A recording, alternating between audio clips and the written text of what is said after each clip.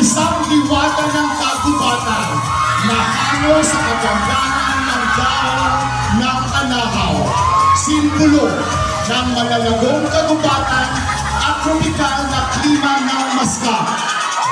Suot ang bawat dahon ng anahaw na sumasagisag sa malalim na ugnayan sa kalikasan at sa tungkulin bilang tagapagtanggol ng kagubatan.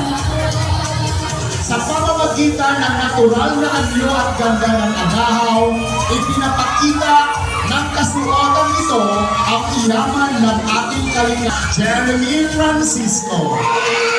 Suot niya ang bagay na hindi lamang basta liwanag, ngunit unang tusok ng araw na bubunit sa dilim ng kagubatan. Simbolo ito ng pag-asa, kalinawan, at ang init na nagbibigay buhay. Siya ang sinaunang pinuno ng kagubatan. Mandirigma at tagapagtanggol, kinakatawan nito ang kapangyarihan, dangal at ang haligi ng pamayanan.